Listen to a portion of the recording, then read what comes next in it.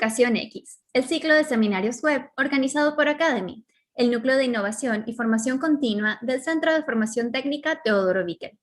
Yo soy Cristina Montesinos, soy la fundadora de Mara Media, una empresa de producción de podcast con alto impacto social. Ayer inauguramos este ciclo. Pude conversar con Sofía Ortega Sandoval sobre los retos en la formación de adultos y jóvenes. Fue una conversación muy completa y llena de ejemplos interesantísimos y muy actuales. Si no pudieron conectarse ayer, los invito a que vean la grabación, porque sin duda vale la pena conocer lo que Sofía nos contó. Durante este ciclo estaremos hablando sobre estrategias de acompañamiento e intervención social. Y hoy continuamos con temas también súper impactantes, que sería salud mental, cuidado humano y tratamientos de consumos problemáticos. Les doy las gracias a todos los que se conectaron y que nos acompañan a través de YouTube Live. Antes de comenzar, como siempre, les tengo que decir algunas cosas. Primero, recuerden enviarnos sus preguntas. El equipo las recopila y me las hace llegar y yo luego las voy integrando en la conversación, esta vez con Rodrigo. Así que, bueno, eso, no va a haber una sesión de preguntas y respuestas al final. Segundo, si asisten a los 3 días del encuentro, les haremos llegar un certificado de asistencia. Así que recuerden llenar el formulario que el equipo está publicando en el chat de YouTube. Y por último, este seminario otorga créditos convalidables con los módulos electivos de los diplomados de gestión organizacional que ofrece Academy. Más adelante les contaremos un poquito más de eso, pero los invito a que visiten www.xacademy.com para conocer más sobre estos diplomados. Bien, ya estamos listos para comenzar con la conversación de hoy. Voy a estar con Rodrigo Sangüesa Rojas. Antes de comenzar, les quiero contar un poquito sobre quién es Rodrigo y su trayectoria. Primero que todo, él es trabajador social. Ha estudiado mucho, tiene un magíster en gestión estratégica pública y desarrollo local, y además tiene muchos diplomados, entre ellos un diplomado en mediación familiar, en liderazgo social, en actualización profesional y desarrollo de competencias en el tratamiento de adicciones. Rodrigo también se desempeña como docente universitario. Tiene una trayectoria de 16 años trabajando con población infanto-juvenil vulnerable y de consumo problemático, además de trabajar con población adulta de mujeres con consumo problemático e intervención familiar. Rodrigo, muchísimas gracias por acompañarnos. Hola. Buenas tardes, hola. Bien, bueno, ya creo que en base a tu trayectoria sabemos un poco por dónde va a ir esta conversación y como digo, para mí es bastante impactante porque yo en general no me desarrollo en estos temas, pero me encanta todo lo que estoy aprendiendo y conocer todo lo que ustedes están haciendo. Así que te pido que como para abrir el espacio, nos cuentes un poquito de cómo comenzaste en este mundo y por qué decidiste cómo seguir desarrollándote por aquí. Ya, en realidad, mira, mi carrera de trabajador social siempre estuvo marcada por una tendencia hacia lo adolescente. Ese era el tema que a mí me gustaba mientras estudiaba. Todos mis trabajos tuvieron que ver con eso, en mi tesis tuvo que ver con adicciones. De alguna manera mi campo yo lo visualizaba en el tema adolescente, los conflictos relacionados con los adolescentes. Entré a trabajar a Sename, en el cual tuve 5 años, y ahí empecé a visualizar que faltaban herramientas relacionadas con lo clínico, con lo psicológico, con lo psiquiátrico. Entonces, de alguna manera me empecé a capacitar en ese mundo y de a poco fui entrando, entré al tema de adicciones, y vino a reforzar un poco más la mirada más clínica de la intervención, y ahí también se me abrió el espacio hacia lo infanto-juvenil, más hacia lo infanto por un lado, y también al tema género, porque me tocó trabajar con el tema de adicción un poco más amplio, ya no con esta visión a lo mejor un poco sesgada de que la adicción estaba un poco más establecida en lo que era lo adolescente, y en realidad era mucho más amplio, y eso hizo que extendiera mi carrera profesional. Entonces, de alguna manera, así como en resumen, he ido un poco dirigiéndome hacia el trabajo social más clínico. Para entender un poco más o menos el contexto de mi historia laboral. ¿Nos puedes explicar un poquito más en detalle qué significa esto, como el enfoque más clínico al trabajo social? Como es más Claro, de alguna manera el trabajo social tiene un enfoque un poco más comunitario, más territorial, y en este caso, en la interacción con las personas, claro, uno se enfrenta a conductas de repente que eran difíciles de explicar Okay. desde lo que uno traía como conocimiento desde el trabajo social. Y ahí, claro, había que empezar a ahondar en que habían patologías de base, habían rasgos psiquiátricos de base y que decía, chuta, en realidad esto está pasando no porque la gente no sepa hacer las cosas o X cosas, sino porque hay problemas que hay detrás. Entonces esa comprensión hacia lo individual interno y con acercamiento a lo que es el trabajo médico, el trabajo psiquiátrico, el trabajo psicológico, hace que el trabajo social se vaya un poco más hacia una cuestión más clínica, en ese sentido. Perfecto. Ujú, Bien, gracias por esa como aclaración. ujú, Bueno, Rodrigo, el tema que nos convoca hoy es la intervención en salud mental, cuidado ujú, humano y tratamiento de consumo problemático. ujú, Gracias a las conversaciones contigo, sé que todos esos tienen en común el rol de la persona de trato directo, esa persona que interactúa directamente con las personas afectadas. ¿Nos puedes contar un poquito sobre este rol, sobre esta figura?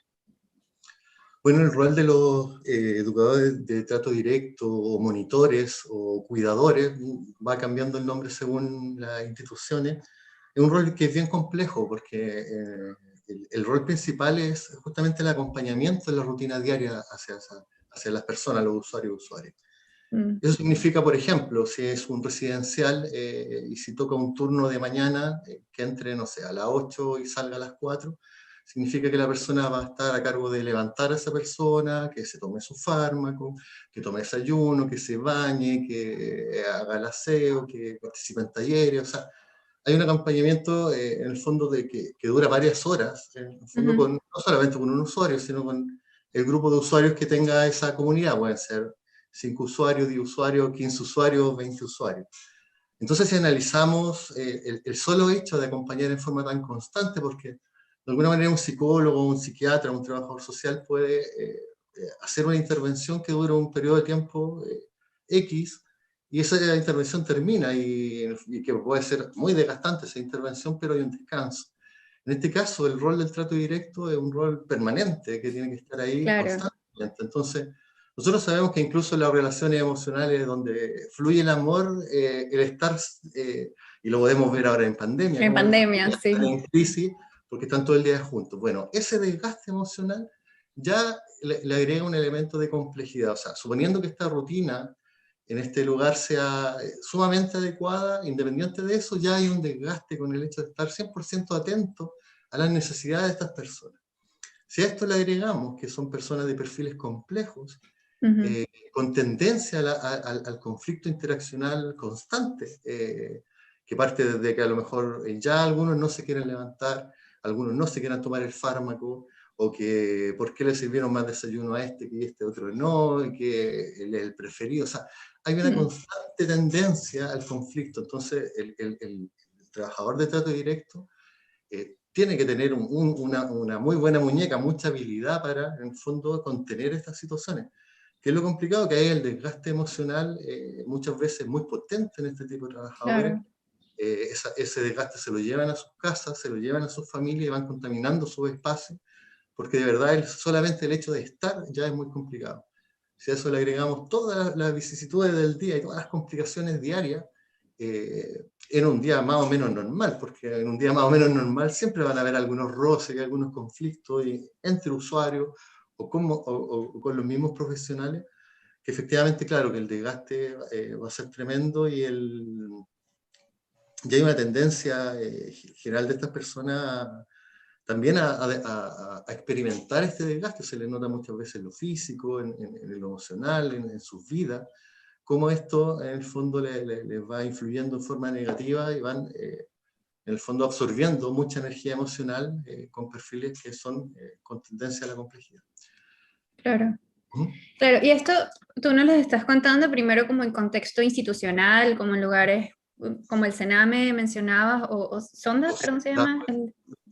centro de Sí. tratamiento de drogas, por ejemplo, son Ajá, así. exacto. Pero Ujú. también yo lo relaciono, esta descripción que estás dando de esta persona de trato directo, pasa mucho en nuestras vidas diarias, en las relaciones familiares, por ejemplo, personas que están encargadas del cuidado de alguien mayor o de alguien enfermo dentro de la familia, ¿no? Como que, y a la larga quiero llevar esto como En esta sesión vamos a estar hablando mucho sobre las dificultades, sobre lo que se tienen que enfrentar y las herramientas que tienen que desarrollar estas personas que dan ese trato directo, ¿no? Ujú, Entonces, me encantaría que pudiéramos hablar un poco ya más concreto en las dificultades. Por ejemplo, se me ocurre la palabra protocolos. ujú. Comencemos por ahí.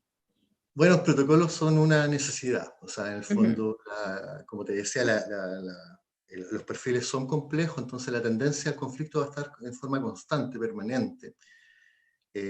Pero el perfil es mucho más que eso, o sea, no solamente esta constancia conflictiva, sino que también va a experimentar situaciones que van a ser de alta complejidad, heteroautogresiones, intentos suicidas, intentos de a lo mejor de robarse unos fármacos para suicidarse, peleas entre usuarios, o sea, en el fondo los conflictos que se pueden enfrentar estos tipos de trabajadores son graves, son complejos, son de una necesidad de un manejo de equipo, y ahí hay un elemento tremendamente importante, o sea, cómo claro. la institución tiene que ser un paraguas de contención, cómo el funcionamiento del equipo tiene que ser un paraguas de contención.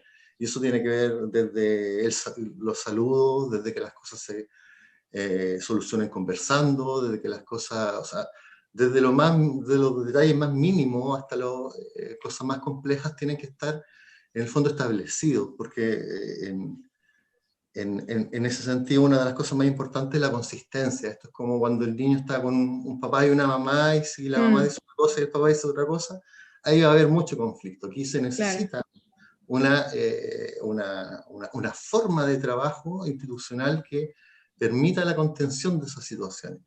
Y obviamente, y en ese sentido, los de trato directo son las personas que, como están en constante relación, y muchas veces eso significa que tengan muy buena vinculación con los usuarios. Muchas veces los usuarios pueden decir, no, no, no quiero ver al psiquiatra, el psicólogo cree que estoy loco, puede haber alguna resistencia a algunas profesiones, pero el trato directo no, el trato directo es buscado por las personas, es un referente de contención.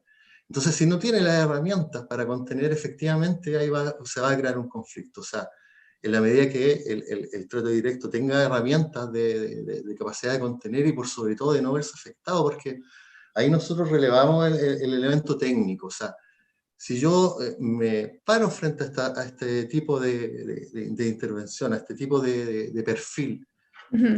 sin el conocimiento técnico, yo puedo decir, oye, son porfiados, son malagradecidos, son peleadores, una Perdón, serie. ¿te refieres al quién es el porfiado, el paciente o el No, el trato directo? paciente. El Si yo paciente, como perfecto. trato directo me Mm, acerco sin tener un conocimiento técnico, yo puedo dar una serie de percepciones de conocimiento común. Si yo me claro. acerco con el conocimiento técnico necesario, yo voy a decir, ah, no, aquí hay en el fondo señales de que hay una patología. Aquí ella Mm, está funcionando de acuerdo a su perfil psiquiátrico, por lo tanto yo no me tengo que ver afectado emocionalmente. Por lo tanto, yo voy a tener la capacidad al contenerme yo emocionalmente, de poder contener emocionalmente, por ejemplo, un grupo que está a punto de entrar en un conflicto grande. Si yo no tengo esa percepción técnica, puede ser que el que se descompense sea el trato directo o algo de lo claro. contrario. Y eso pasa mucho también, o sea, en el fondo también puede generarse un clima en estas instituciones donde son los profesionales los que están en el fondo quemados, como se conocen, Mm, y que en el fondo a veces son ellos los gatillantes de que los equipos las personas que están, los usuarios en este caso, se descompensan. Y a veces la descompensación puede partir por una elevada de voz o algo que no se entendió bien, y puede haber una descompensación que termine en una situación muy, muy crítica. qué Bueno, difícil. yo creo que todos hemos escuchado más o menos el caso de Lisette Villa, que fue una niña de 11 años que murió en un procedimiento de contención. En el fondo se le puso una rodilla encima, eh, y al final la niña terminó perdiendo la vida por asfixia. O sea, cuando analizamos eso, ahí no solamente hay mal procedimiento y no hay protocolo, a propósito de lo que planteaste al principio. Tiene que haber una forma de procedimiento que las personas se sientan tranquilas cómo proceder, porque en el fondo no solamente tienen que tener la capacidad de contener la situación, sino también contener las posibles consecuencias estas interacciones mal, por ejemplo, mal ejecutadas. O sea, son problemas institucionales, son problemas que llegan a la opinión pública, son todos los usuarios en este país, independiente de dónde estén ubicados, tienen la capacidad de los libros de reclamo, de poner un reclamo que va a llegar a la dirección regional del organismo que esté en el fondo. Entonces, también hay una forma de sentirse seguro para el profesional de que la forma de actuar va a ser la correcta, y voy a, en la medida que cumplo los protocolos, estoy cumpliendo mi deber de la manera que corresponde. Es muy complejo todo lo que estás contando. Yo ya en la parte emocional, claro, es dificilísimo todo lo que comentas.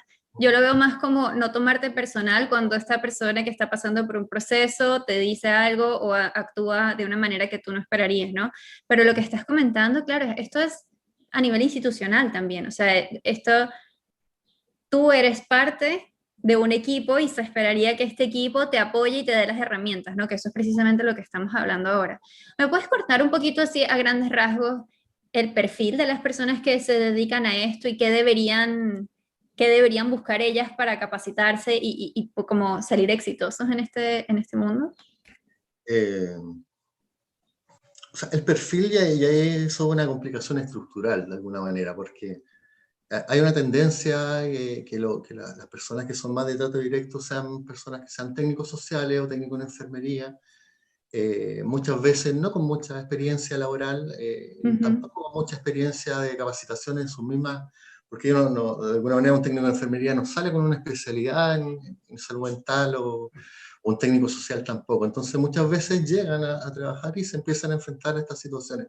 Va a Claro, depender, obviamente, de la institución. Si la institución es rigurosa en este equipo, que se llama riguroso en su accionar, en sus protocolos, y tiene muy bien establecido la forma de enfrentamiento a estas situaciones, por supuesto que le va a ayudar mucho a poder desarrollar su labor de una manera más tranquila. Pero también hay instituciones que carecen de protocolos, que o tienen protocolos muy mal hechos, o tienen protocolos que nadie conoce, que están guardados en un archivador y que nadie lo ha claro, leído, y en el fondo terminan ante una situación crítica todos corriendo en círculo sin saber qué hacer, y obviamente ahí las cosas se complican. Entonces, la gran crítica que hay relacionada con esto siempre es la falta de capacitación. O sea, de alguna manera los mismos monitores plantean que al enfrentarse a un perfil que es complejo, que tiene características psiquiátricas específicas, y es como, chuta, ¿cómo lo enfrento? claro. Y empieza ahí muchas veces la división en los equipos, que los profesionales no cumplen su tarea, nosotros terminamos conteniendo cuando esa es la labor del psicólogo, y ahí empiezan, en el fondo, a quebrarse los equipos justamente por no tener un funcionamiento acorde y armónico para que se pueda producir esto. Claro, qué difícil. Mira, ya tenemos varias preguntas. Voy a tomar una que va un poquito por esta misma línea. Catalina Antonia Isabel Ramírez Sandoval pregunta, ¿qué opinas, Rodrigo, de que en Chile los educadores de trato directo en su mayoría no sean profesionales relacionados con el área social? ¿Y qué podría hacerse para mejorar esta situación? Eh, bueno, obviamente es una complicación, es algo complejo. Tiene que ver con algo estructural, tiene que ver con la mirada muy vertical, de alguna manera, dirección, profesionales y trato directo. Entonces, de alguna manera, ya detrás de eso, hay una mirada que el trato directo es como es como, de alguna manera, es como el profesional que menos capacitación necesita. Mm, Como que el profesional que está ahí como para cuidar solamente. Por eso incluso en como algunas... para llevar a cabo cosas que alguien más decidió, ¿no? Como Algo los... así, claro. Entonces, Mm, esa mirada ya es muy compleja. Si uno se pone a pensar, digamos, en lo que se debería hacer, tal vez los tratos directos deberían ser solamente psicólogos, por ejemplo. Por ejemplo, porque en el fondo están trabajando con perfiles que justamente tienen que tener claro. manejo en contención emocional, y en el fondo tener una lectura de que el comportamiento constantemente está relacionado a patología, y no porque la persona sea porfiada, porque me tenga mala. O sea, tengo que romper ese elemento. Ahora, si el que no sean profesionales, eso agrava mucho más.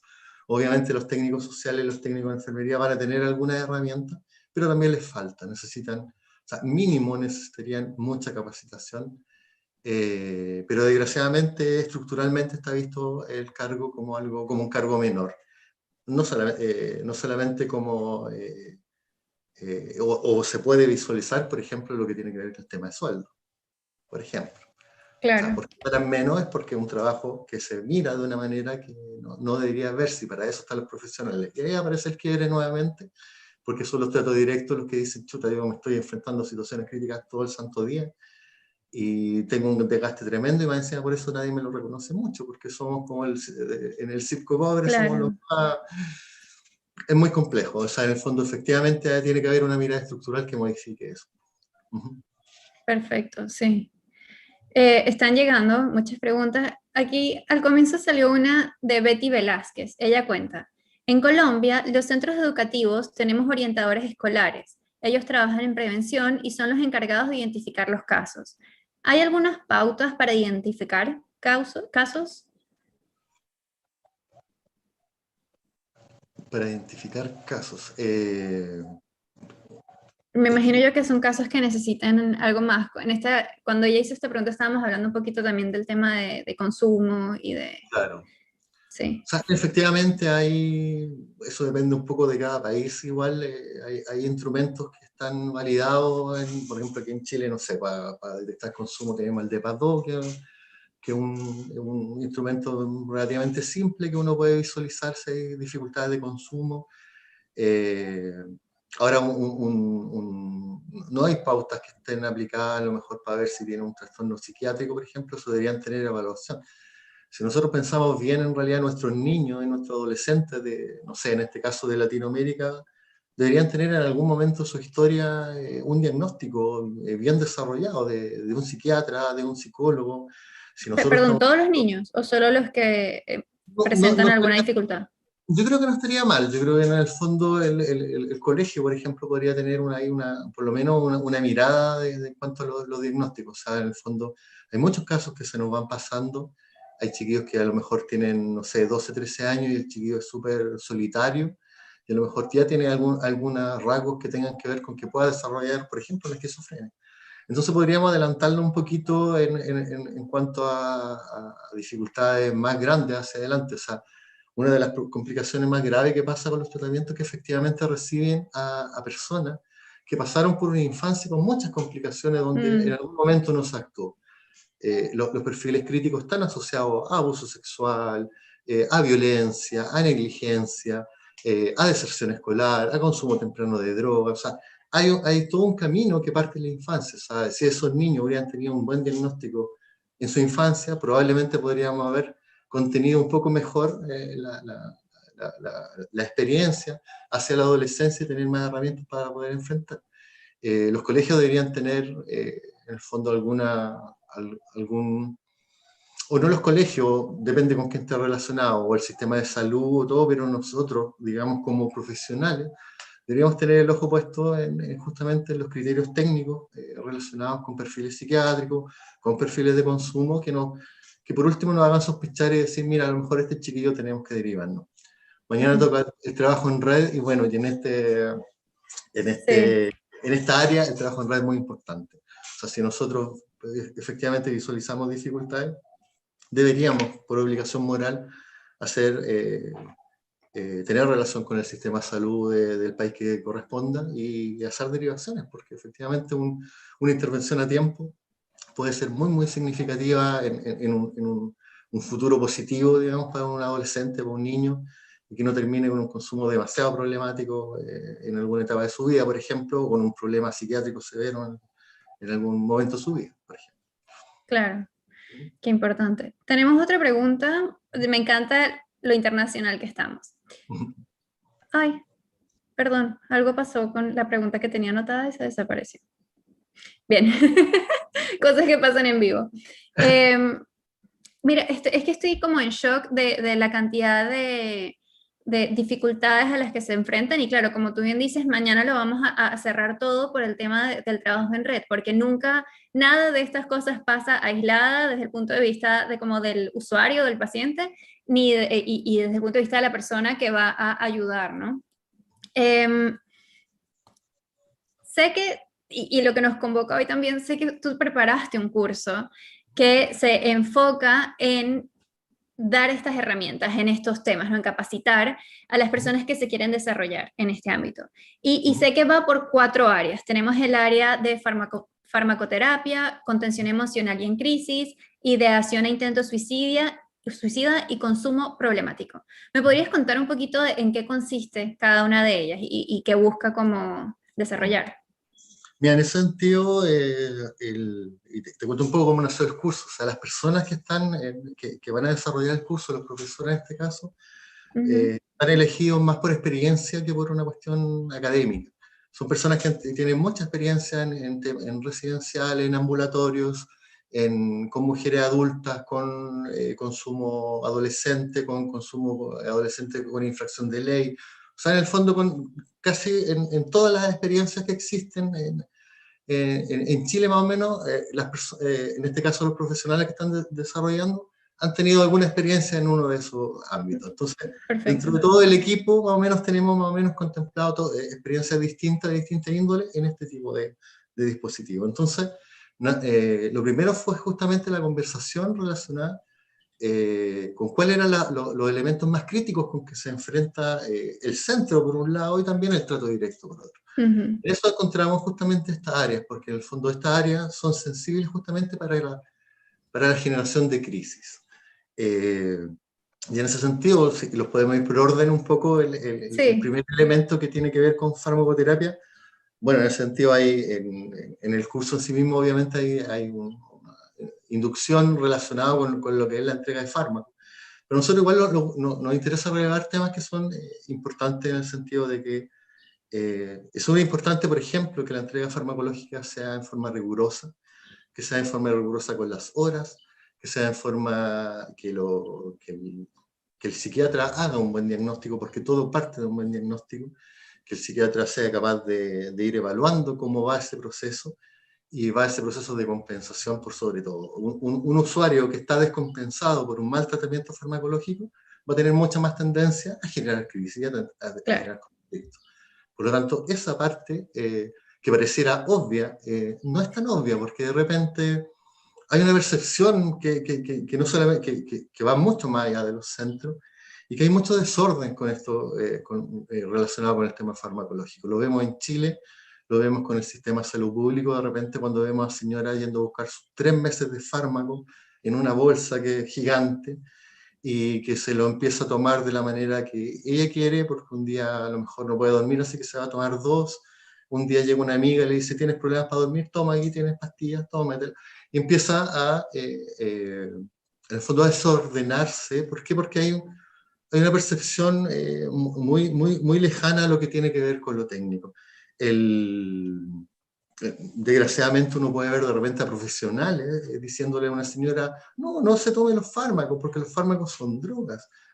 Tú dices, a ver, ¿qué está pasando aquí? O sea, ¿qué Chuta, está pasando? O sí. sea, entonces de alguna manera, efectivamente, tiene que haber una opinión más técnica del tema farmacológico a nivel general y obviamente en lo que es el centro. O sea, la rigurosidad con que yo entregue, con que administre, con que guarde, con que todo, porque un error también puede generar mucho conflicto. Un error en una administración puede generar una descompensación química y que Claro. la persona se descompensa psiquiátricamente, o simplemente a lo mejor no pasó nada, pero la persona se dio cuenta que tuvo una mala entrega y eso le va a producir un estado de ira importante y igual va a tener una descompensación. Entonces, cometer errores en el tratamiento farmacológico puede ser fatal desde el punto de vista crítico. Entonces, justamente ese es uno de los primeros elementos que vimos como en crisis y que muchas veces, desgraciadamente, muchos centros no tienen tan protocolizado, no tienen formas de revisar que ese fármaco se entregó de buena forma, hay una contraparte. O Perdón, sea, ¿y cuáles serían algunos ejemplos de formas en que hay protocolos o guías para que esto no pase?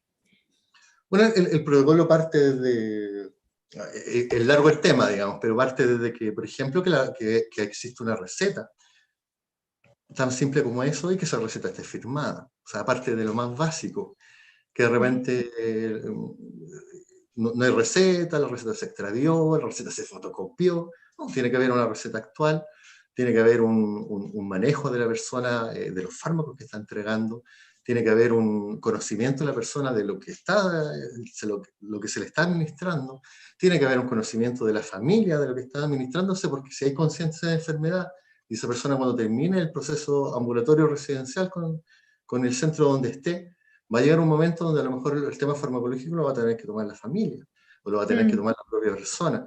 Entonces hay un montón de líneas en el fondo educativa y que están enfocadas justamente a ver técnicamente la necesidad del fármaco. Y cómo en el fondo puede estabilizar una patología de base que no se va a sanar cuando termine su estadía en el centro, sino que va a durar toda la vida. Entonces hay toda una relación de trabajo muy rigurosa que se puede hacer y que va a ayudar mucho justamente a la contención. Insisto, usuarios bien con buen tratamiento farmacológico van a estar mucho más compensados y va a ser mucho más fácil su manejo. Claro. Perfecto. Rodrigo, vamos a hacer una pausa porque ya estamos más o menos en la mitad del seminario y voy a traer a Juan Aranda, nuestro invitado estrella, para que nos cuente un poquito más sobre algunas informaciones tanto de Academy como de Dianova. Muchas gracias, Cristina. Un saludo también a Rodrigo. Ha sido muy interesante esta primera parte, ¿no? Con una contribución muy grande al aprendizaje de estos temas que de repente están un poco de lado, ¿no? Y no están sobre la mesa cotidiana. Bueno, gracias por este pase porque es para compartir información relacionada con los programas que desde Academy, del CFT Teodoro Víquez de la Universidad de la Frontera, estamos impartiendo a partir del mes de julio y durante el mes de agosto también. Empezar por contarles que el primer, ahí voy a compartir mi pantalla, parece que sí lo estoy haciendo, ¿verdad? Sí, ahora sí. Bien, muchas gracias. En primer lugar, decirles que desde nuestra institución y en conjunto con Dianova, que es una ONG dedicada a estos temas de educación social, estamos patrocinando el desarrollo de 3 cursos que se van a hacer en el próximo mes, de los cuales Rodrigo justamente es uno de los docentes. Tenemos este curso de herramientas para el trabajo en red, para profesionales del ámbito social, otro curso de herramientas técnicas para la intervención en dispositivos de salud mental, cuidado humano y tratamiento de consumo problemático, que es el tema que estamos abordando justo en este momento, y un curso de diseño de experiencia de aprendizaje para formadores de personas. Adicionalmente, contarles también sobre la parrilla de cursos que Academy tiene programado para el mes de julio. Tenemos aquí a la vista, no los voy a nombrar individualmente, ya hicimos mención a esta información también ayer. Solo decirles que en nuestra página web www.xacademy.com tenemos toda la información, el acceso a conocer en detalle, a descargar los folletos de cada uno de estos cursos, que son cursos de especialización, una batería de 9 cursos, todos en el área de gestión para distintos sectores de la economía y de los servicios. Y finalmente también hacer la referencia que nuestros programas principales son los programas de diplomado, también al alcance en cuanto a información en nuestra página web está el diplomado de postítulo en arsenalería quirúrgica integral, otro en hemodiálisis, temas del área de la salud, y un diplomado internacional en estrategia de salud mental y drogadicción. Eso a grandes rasgos, Cristina, solo a modo de información para que podamos continuar con este seminario. Muchas gracias por el espacio. Gracias, Juan. Solo las fechas. Sí, los cursos de especialización se están iniciando el 7 de julio, los diplomados también dentro del mes de julio a partir del día 12, y bueno, en otro evento como este daremos a conocer cuál es la información del mes de agosto. Todos los meses estamos iniciando programas tanto de cursos de especialización como de diplomado, todos 100% online, lo que permite que tengamos estudiantes hoy día de toda Latinoamérica. Estamos muy contentos con eso. Tenemos estudiantes desde Panamá hasta la ciudad extrema de Punta Arenas, allá en el sur de Chile, cerca de la Antártida, ¿no? Y también comentarte que todos nuestros programas, por la característica de nuestra institución, tienen una serie de becas a las cuales pueden postular las personas. Yo diría que en general las personas hacen match con alguna de nuestras becas. Hay becas regionales, particularmente en la región de la Araucanía, becas para las personas de tribus o ciudadanías originales de naciones originarias de Latinoamérica, y para una serie de instituciones, para el sector municipal particularmente también, pueden encontrar toda la información en nuestra web. La fecha, respondiendo a tu pregunta, son permanentes, pero nuestros próximos cursos son el 7 de julio, el 12 de julio y después en el mes de agosto. Buenísimo. Muchísimas gracias por la información, Juan. Gracias a ti. Bien, Rodrigo, entonces continuamos. Básicamente estábamos hablando, bueno, del curso que también Juan mencionó, y tú decías entonces que estos 4 como áreas son en base a dónde hay más probabilidades de crisis, entiendo. Entonces, ya estábamos hablando de la parte de la farmacoterapia, ahora vamos a la parte de contención emocional, que quizás es una de las más complicadas.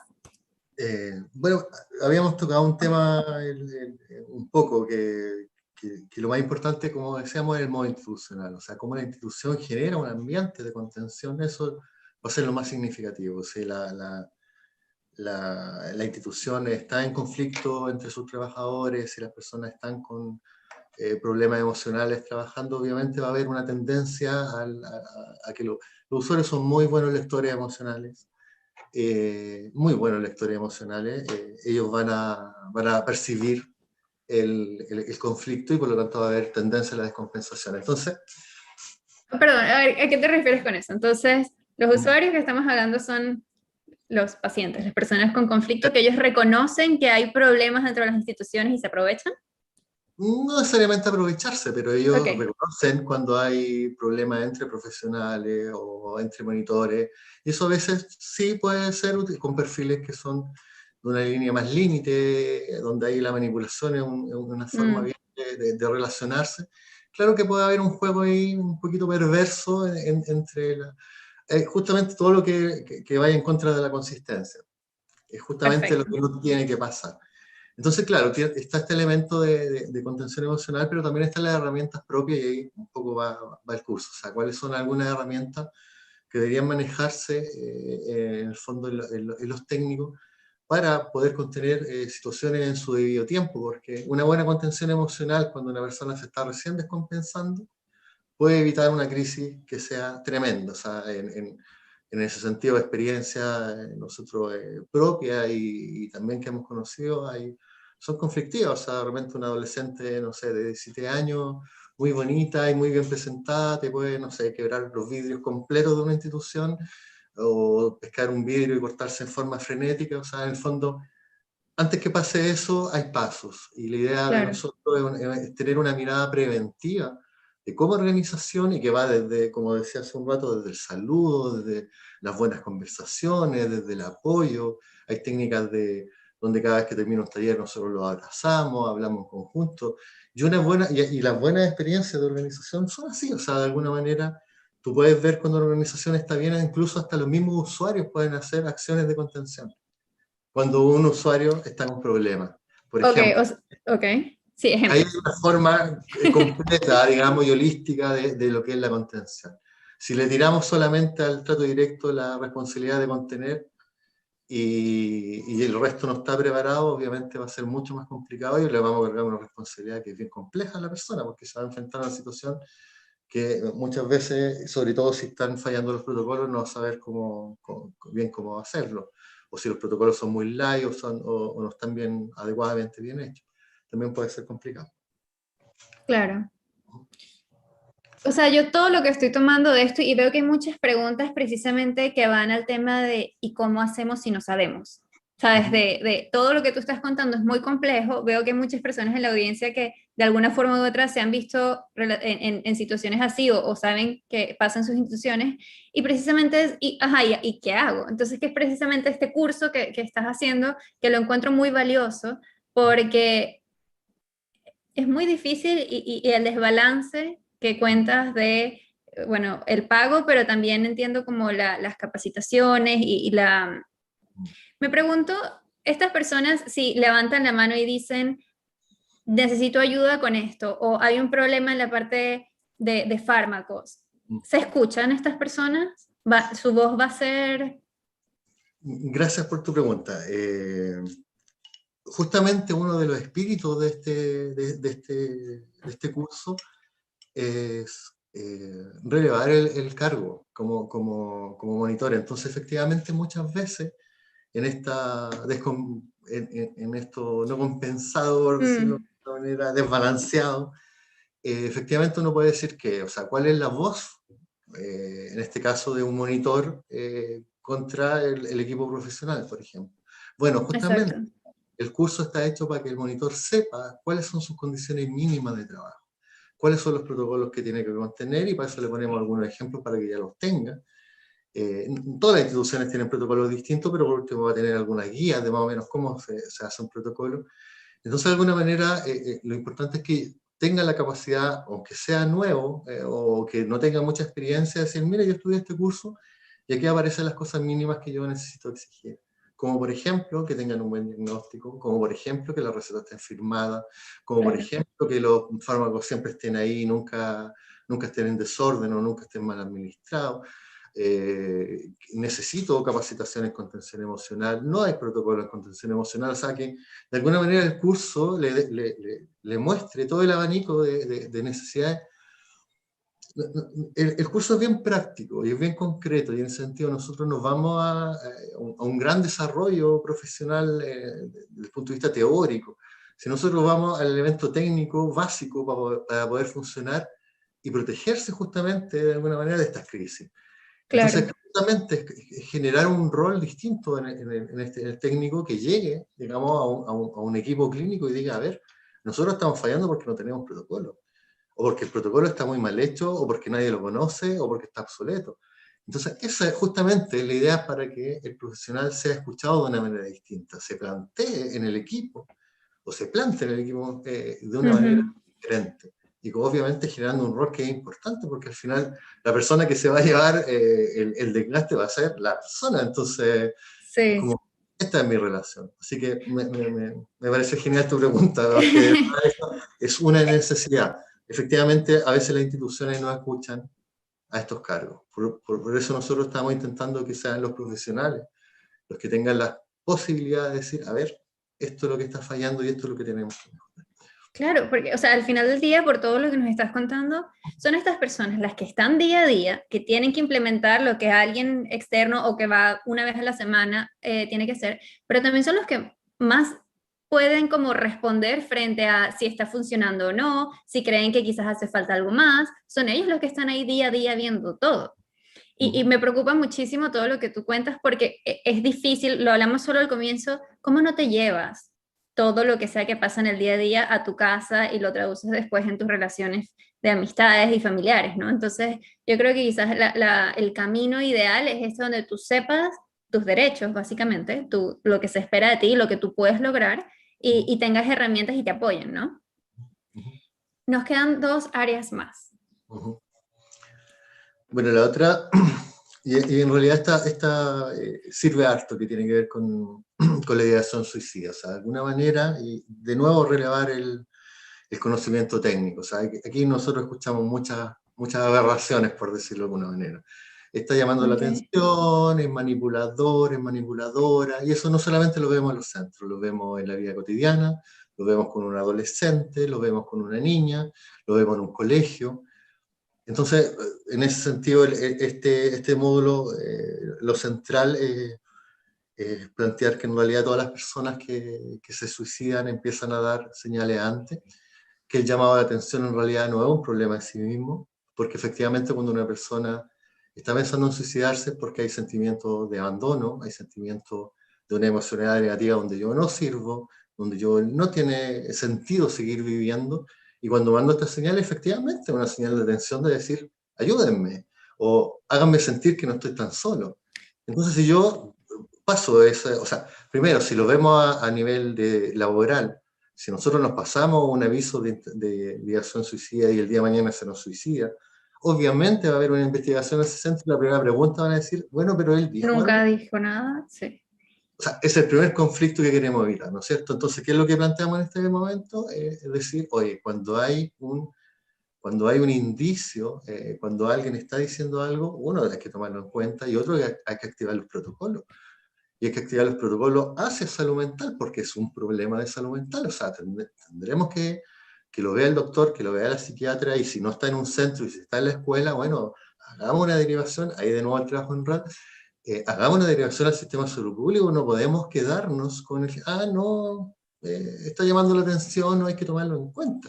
O sea, en el fondo nosotros somos profesionales, en las escuelas todos los profesores son profesionales, o sea, todos los ámbitos de trabajo son profesionales y no podemos tener este tipo de respuestas, y ni siquiera en lo personal en realidad. Entonces, de alguna manera, tenemos que accionar el protocolo, tenemos que ir hacia la salud mental, porque podemos estar en el indicio de algo que después vamos a lamentar, digamos, con profundidad, porque en el fondo es de las crisis más grandes que los podemos enfrentar, no solamente en la Sí, vida cotidiana, sino también en un centro, en una institución, un suicidio dentro de un centro, claro. es una debacle emocional para los usuarios, para los profesionales, para el mismo profesional que no activó nada, para la institución que se va a ver en tela de juicio. O sea, ahí tenemos nuevamente una crisis tremenda que se pudo haber evitado simplemente por aplicar protocolos, por aplicar una mirada profesional. Ahora yo te pregunto, vida personal. Yo me te comentaba que una vez tuve un conocido que fuimos como muy cercanos durante una época. Yo al final me terminé alejando un poco de esa persona porque era bastante manipuladora y yo lo veía y sentía que me estaba agotando. Y un día recibí una llamada de esta persona de que se quería suicidar.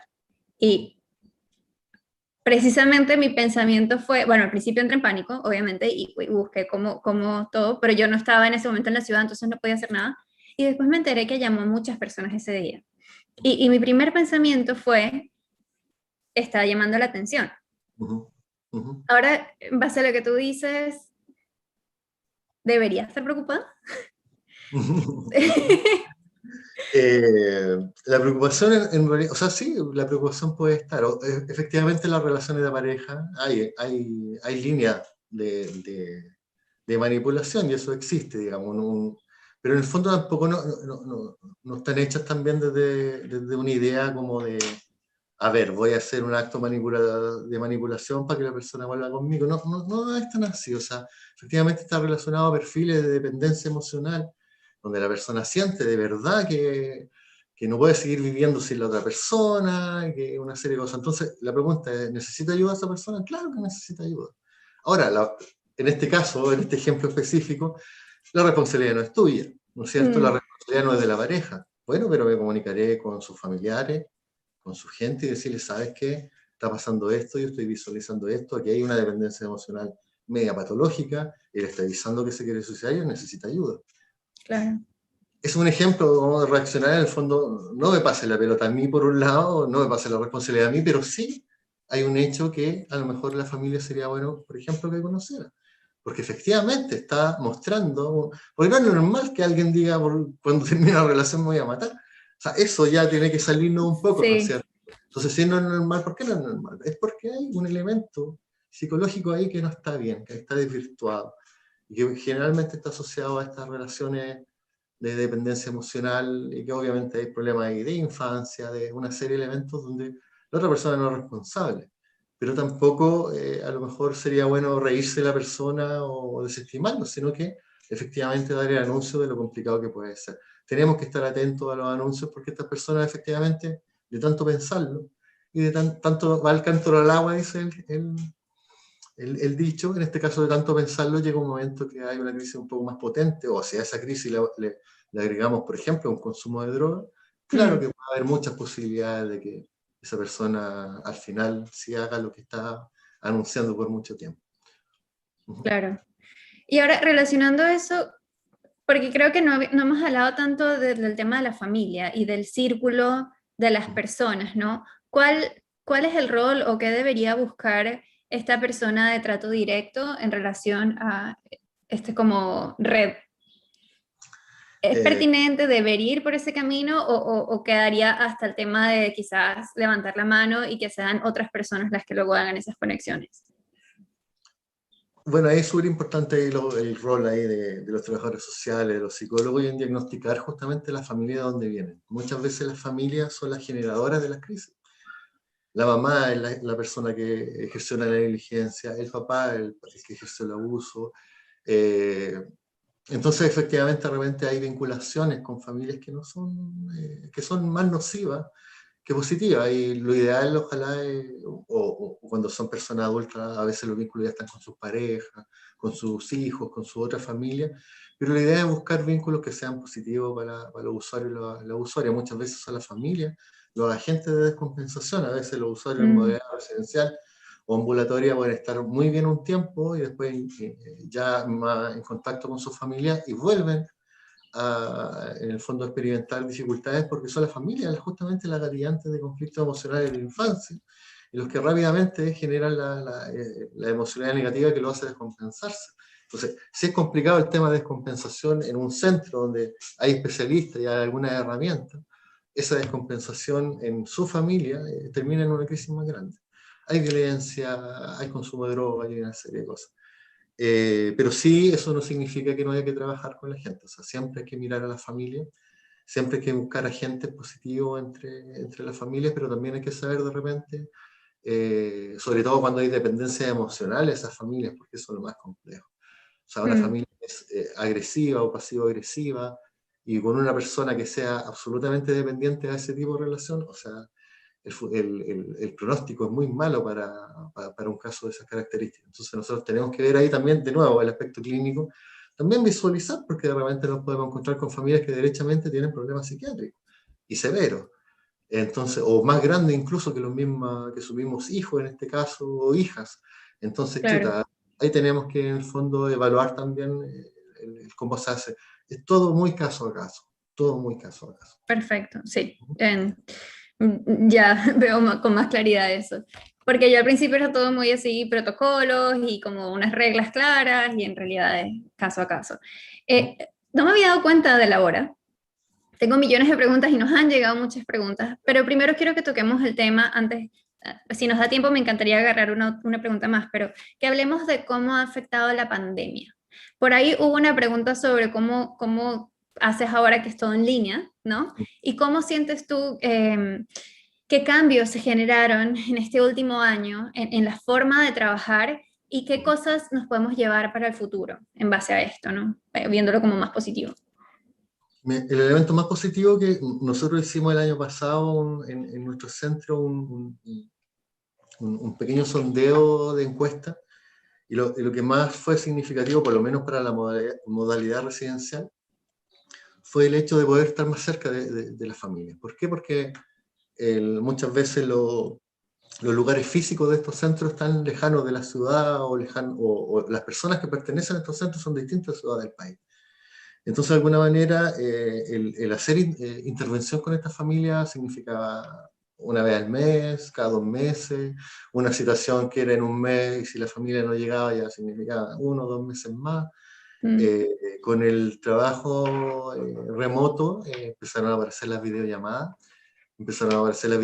con la familia y en realidad celebraron cosas bien, bien interesantes con respecto a que las familias se sintieron mucho más contenidas, en conocimiento más permanente de lo que estaba pasando y podemos ir sintonizando muchas cosas que van pasando en el día a día con la usuaria, en este caso eran residencial mujeres, con su familia. Entonces fue un elemento positivo. Y el otro elemento que nos pasó, que tuvimos un par de casos que tratamos en forma remota a la usuaria. O sea, las usuarias se integraron en su familia y la usuaria y la familia en constante, todos los días, en llamado telefónico, en videollamada con el centro de tratamiento. Y era bien interesante porque tú ibas resolviendo situaciones cotidianas, pero con las herramientas del centro, y resulta que logramos como estabilización de varias usuarias en esa forma. Qué Así que bueno. fue muy interesante eso, porque de alguna manera los terapeutas eran como la familia, hacia en este caso su hijo, y no ayudaban mucho, Claro. porque hay en el fondo, a veces cuando se está en el tema residencial, tú hablas de tu vida en imaginación, pero en este caso ellos lo estaban viviendo ahí en el día a día, y tenían que resolver problemas que eran diarios. Entonces también fue muy interesante eso. En ambulatorio tuvimos experiencia porque efectivamente el ambulatorio bajó mucho la intervención presencial. Entonces Claro. se hizo un acercamiento y ahí tenemos, yo creo, que hacer otro sondeo. En la primera etapa fue positiva, porque los usuarios se sintieron más acompañados de una forma más diaria, podían comentar algunas cosas que le estaban pasando en el cotidiano y lo pudieron resolver mejor. Ya con el tiempo de pandemia, que ya ha sido largo un poco para todos, ya no está esa misma motivación tan positiva, ya hay un poquito más de desgaste, ya no hay tantas ganas de recibir las llamadas, o en el fondo ya las cosas cambiaron. Entonces nosotros ahí tenemos que evaluar también, y una cosa que tenemos pendiente es visualizar nuevas estrategias relacionadas con los remotos ambulatorios.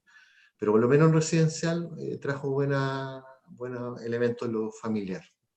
Es más, nos trajo un escenario que nunca habíamos pensado, y lo teníamos a la mano y nunca lo habíamos pensado, y que nos trajo buenos frutos.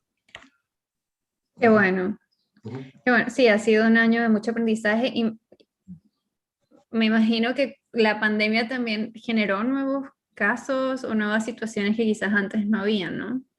O se hicieron más graves. En realidad ahí yo creo que no hay como una tanta claridad. Yo creo que el problema de salud mental es una forma generalizada lo que ha traído la pandemia, o sea, efectivamente. Pero también había otros fenómenos bien especiales. Por ejemplo, nosotros analizamos el año pasado con el mismo hecho de haber pandemia, por ejemplo, bajo la oferta en algunas regiones de lo que era la pasta base, por ejemplo.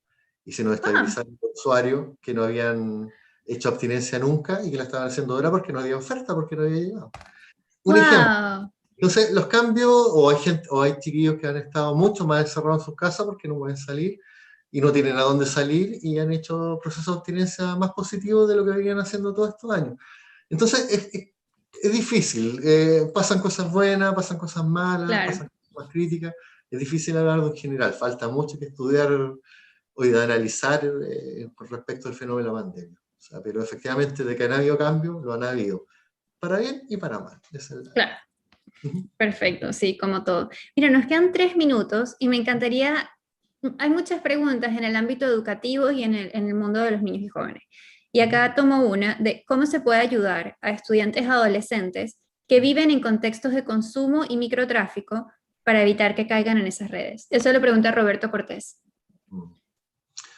A ver, es que si están en esos contextos, más probable es que no los vamos a rescatar, sino que ellos ya están insertos. O sea, ese es el primer elemento. Entonces hay que visualizar qué tipo de vivencia tienen. Son chiquillos con situación de calle, son chiquillos que viven en familias totalmente desestructuradas, donde pasan todo el día con sus grupos de consumo. De alguna manera, familia o los tribunales de familia se supone que están para cuidar los derechos de los niños, se supone que es un elemento. Hay que judicializar esos temas, hay que ocupar la red, hay que llevarlo a salud, hay que llevarlo a... Porque así como que yo me voy a acercar y le voy a decir, acércate a mí, va a ser muy complicado porque estamos ante casos, o sea, si son chiquillos con esas condiciones, son casos severos. Y un caso severo no va a funcionar de una manera normal, en el sentido de que a lo mejor alguien lo va a ayudar y el chiquillo va a decir, sí, mira, que bueno, tengo una ayuda, por lo tanto voy a cambiar. No es tan simple como eso. Nosotros tenemos, desgraciadamente en Chile, chiquillos que tienen problemas de consumo severo, de dependencia, a muy corta edad. O sea, yo, incluso los ejemplos que te gustan, me acuerdo en el Sotero del Río, una vez en Santiago, yo vi a un niño de 8 años amarrado desde o sea, amarrado en el sistema de salud, o sea, contenido físicamente, digamos, no amarrado porque no paraba de gritar. Y no paraba de gritar porque su dependencia de la pasta base era inmensa. Entonces, un tipo de ese consumidor, la única manera, porque por voluntad propia no lo va a hacer, o sea, la única manera es que haya un tribunal en este caso, porque así era, un tribunal que emitía una orden para que se determinara su internación y buscaba un carabinero, sacaba un carabinero y ingresaba a la fuerza. Porque tenemos un caso muy severo, entonces va a depender obviamente del nivel de caso. Los casos más severos no van a ser por voluntad propia. En la medida que va avanzando son casos un poco más abordables, vamos a tener más habilidades, pero tenemos que hacer algo con un chiquillo de esas características. Si está muy en el círculo, va a terminar siendo soldado, un traficante, lo van a meter rápidamente en el consumo de droga, el consumo de pasta base genera prostitución masculina, prostitución femenina, porque de alguna manera hay que solventar el tremendo gasto que le va a pasar. La pasta base es más barata que las otras drogas, entre comillas, porque es tanta la necesidad de seguir consumiendo, que al final se termina en un tormento para la persona que necesita todo el día hacer dinero. La pregunta es cómo hace dinero un chiquillo que anda medio desnutrido, que anda, o una chiquilla que anda media desnutrida en la calle, que anda con problemas psíquicos y absolutamente descompensada. Prostitución es una de las formas, robo de otra forma. Entonces, esa es la explicación por qué tenemos chiquillos tan... Y no podemos estar con una mirada de nuevo desde los no profesionales y decir, oye, que son porfiados estos chiquillos. O sea, Exacto. allí hay un elemento, digamos, de salud mental severo que necesita ser cuidado y que desgraciadamente nuestro sistema, la verdad, no tiene las capacidades de abordar de la mejor manera, y esa es la verdad también. O sea, en el fondo tenemos que hacer algo como profesionales, tenemos que ocupar la red, pero eso no asegura nada, no asegura nada, porque estamos muy cortos aún en poder enfrentar ese tipo de casos. Wow. Primero que todo, tengo que decir que respeto muchísimo y los admiro por todo lo que están haciendo y es muy lindo y muy difícil y de verdad, mi respeto total. Te quiero agradecer, Rodrigo, por contarnos. Siento que nos falta tiempo porque hay millones de preguntas más Muchas que tiene la audiencia y que yo también tengo porque me van gracias. surgiendo. Pero bueno, me encanta que lo conectaste mucho con lo que vamos a estar hablando mañana del trabajo en red. Yo siento que eso también va a dar más claridad y bueno, y más herramientas y vamos a vislumbrar un poquito el deber ser de las cosas, ¿no? Así que muchísimas gracias por este espacio, muchísimas gracias a todos los que se conectaron, a los que nos están escuchando y los que mandan preguntas. Mañana seguimos, mañana vamos a estar con Héctor Olea León y precisamente vamos a estar hablando sobre el trabajo en red. Muchísimas gracias, nos vemos.